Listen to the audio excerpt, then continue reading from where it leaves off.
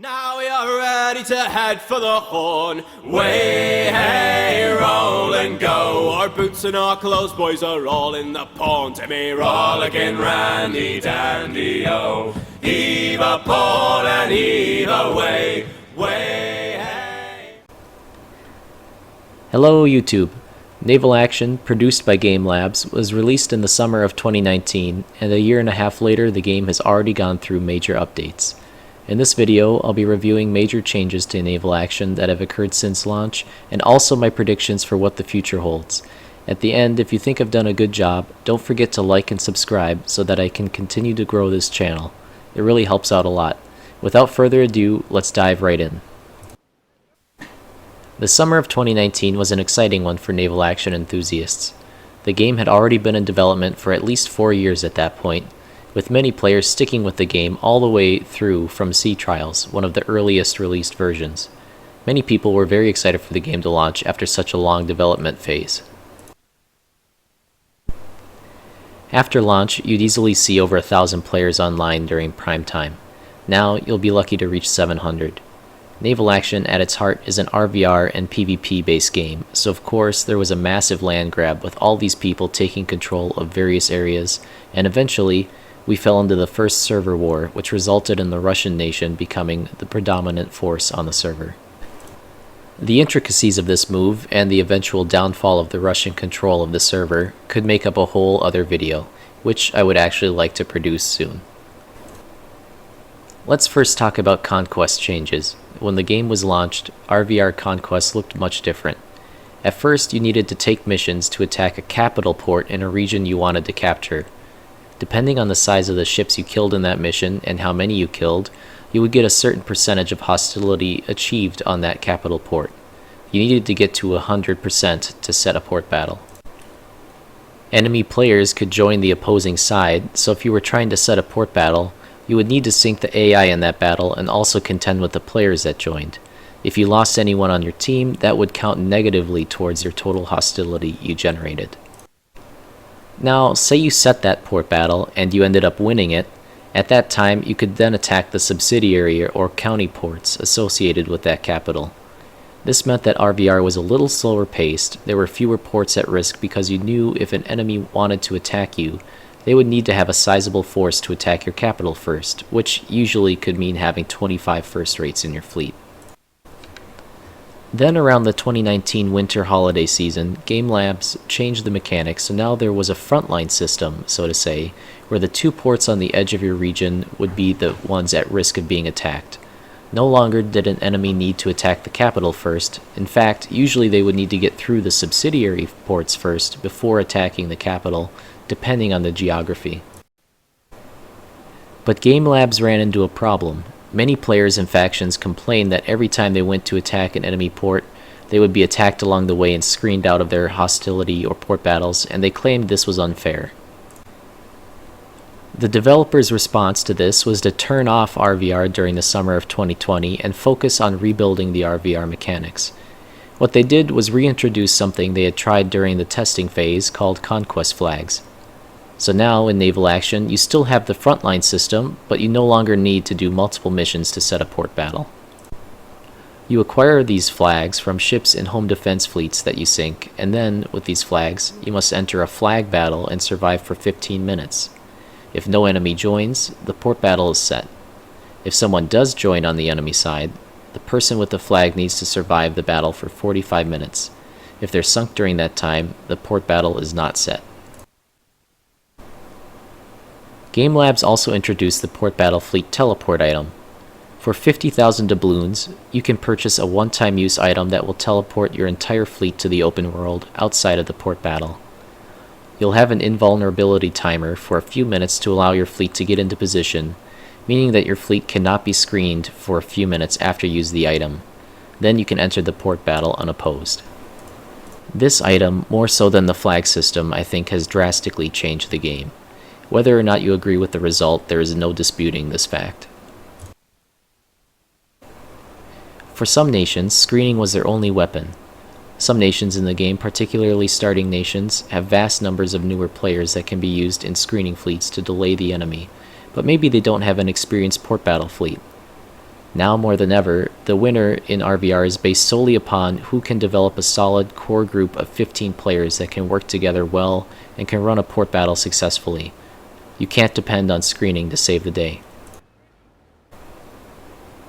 In my opinion, the removal of screening and the implementation of the port battle teleport item essentially broke RVR in the game.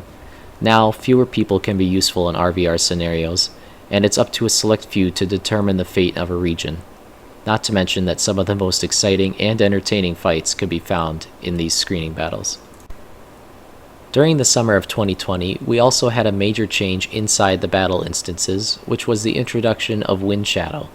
One of the major things that keeps bringing players back to Naval Action is its realistic battles and physics. There really isn't another Age of Sail simulator like it. The Wind Shadow is the most recent addition to this realistic battle simulation. Ships that are upwind now have the ability to cast a shadow over a vessel that is downwind, causing the ship on the receiving end to slow down due to a lack of airflow into its sails. This tactic can be used to help prevent your enemies from escaping, particularly if you're working with a teammate. One person can sail upwind of the target vessel, making sure to have their sails set to full to get the greatest wind coverage, which will cause the target to slow down. Meanwhile, the other teammate can have their way with the target, shooting them, pushing and boarding them, or otherwise just being a menace. This was a controversial change, and one that some have argued was poorly implemented. Wind shadow can be a thing in the real world, particularly when you have ships that have larger sails which create a larger profile, but the idea that this wind would be stolen from the sails of a ship 3 or 4 ship lengths away, that's a little bit of a stretch. It's almost as if the developers think that the air in these battle instances acts in a vacuum, where once that air is stolen, nothing takes its place.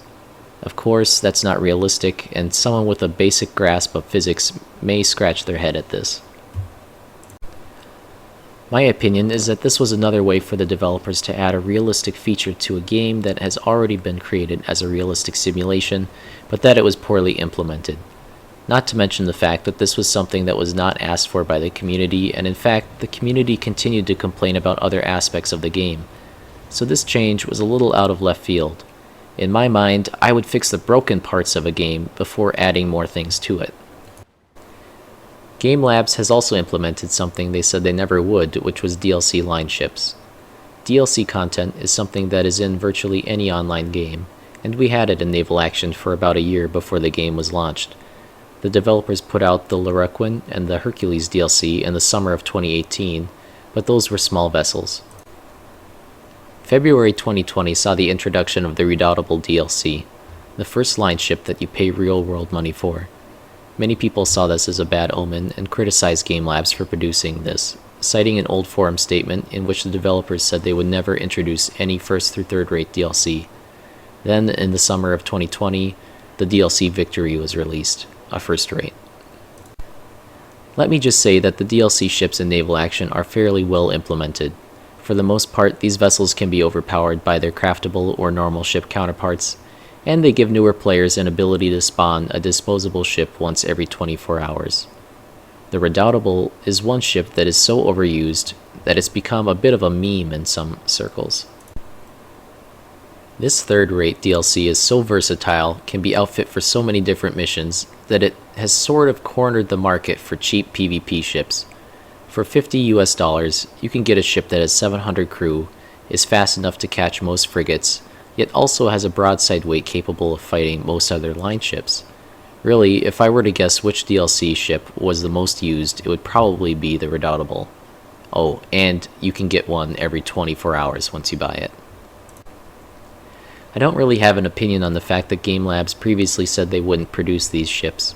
The bottom line is this is a game and they need to make money to continue maintaining it. The only thing I do criticize about this is how the Redoubtable has virtually taken over the open world, causing less variety in the ships you find out there. I guess if the Redoubtable didn't exist, there would be some other meta ship that would exist in its place, so it's not that big of a deal in the grand scheme of things. In the latter part of 2019, we saw the implementation of Seasoned Woods, which were the upgraded version of all the woods currently available in the game.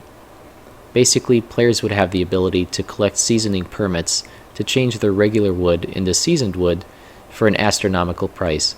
These seasoned woods had slightly better statistics than the base version, and soon you started to see port battle fleets made up of these super ships. Well, Game Labs didn't stop there. In 2020, they introduced what they have dubbed Rare Woods, which is a collection of new woods that have even superior statistics to the seasoned ones. These rare woods cannot be farmed, but instead are dropped in the stores of select ports around the map. Control of these ports then became an important consideration in RVR and nation building, because everyone wanted to get the tax revenue from the players who were buying up this expensive stuff. And I mean expensive. Prices for these rare woods range anywhere from 10 to 25,000 reals per log. That's an incredible price that only the very top tier clans and players could afford to purchase. These woods, in my opinion, have also been detrimental to Naval Action. Yes, it's exciting to introduce new things, but in a game where the difference between a new player and an experienced one is already so great, these woods just further serve to assist those few elite players. So let's actually delve into that topic too, because the developers did take some time to revamp the new player experience in Naval Action. As current and former players will attest, new player development in Naval Action has historically been horrid. I remember I started playing in 2017, and there wasn't even a tutorial then. Eventually the developers implemented one for combat, which was ready by the time the game launched in 2019, but still, new players were preyed upon and subsequently lost interest very quickly. Game Labs came up with a few solutions, one of which was the implementation of home defense fleets, which are those AI fleets that drop conquest flags.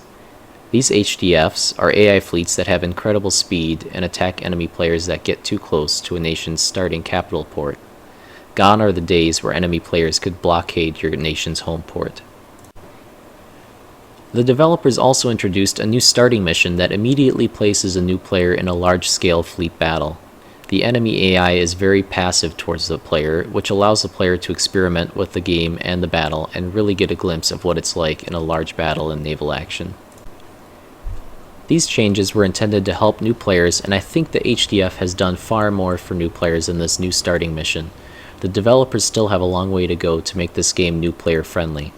There are no in-game tutorials to explain the UI, how to craft, how to use the trader tool in the map. Things that are critical to the game are conspicuously left out of the tutorial and adds to the confusion of new players when they boot up the game.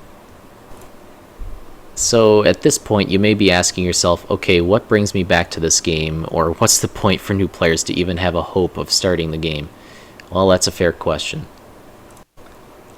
I never want to discourage new players from starting Naval Action. I've gone through all this trouble to paint a picture of what Naval Action was and what it's become. Yes, Game Labs has a history of not really listening to their players, or listening too much in some cases, and making changes that I feel take away from the game. However, I continue to believe that there's still hope for the game because there is a PvE server and a community of other players out there. So this is specifically in regards to new players. If you're a newer player in Naval Action and you can't get a grasp on the mechanics or the game because you keep getting killed by these elite players in elite ships, there's still hope for you. The developers just haven't made it readily apparent because they lack the ability to properly communicate with their player base. I'll highlight two things you can do. First off, if you really just need to figure out how to sail your ship and you don't like the constant PvP aggression, you can make a character on the PvE server when you first open up the game, and you can still keep your progress on the PvP server if you started there originally. This might be a good option for you if you're a solo player or just getting into Naval Action, and you just need a calm experience to figure out what the game is all about.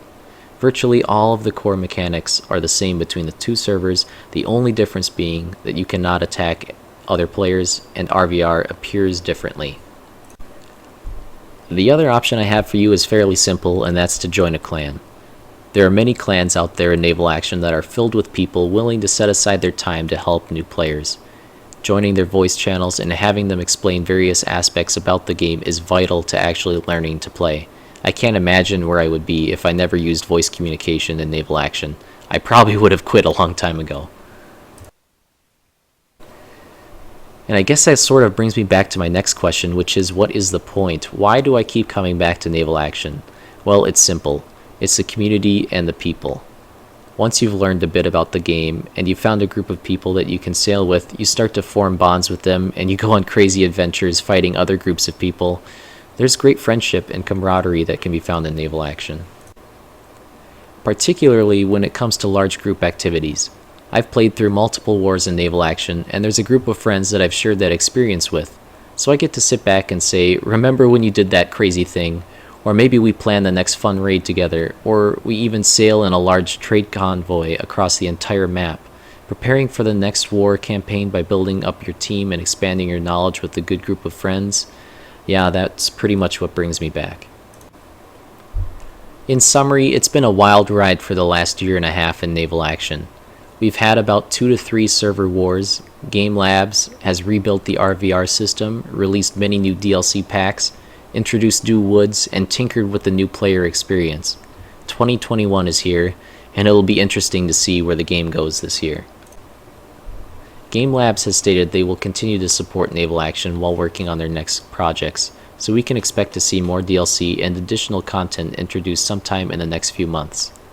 I think the game can still be saved if the developers continue to work on the new player experience, and also devise some way to narrow the gap between new and veteran players.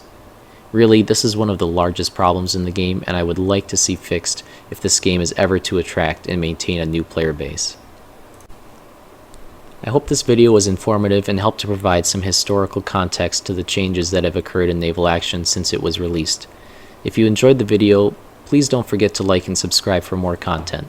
As always, thanks for watching and see you on the waves.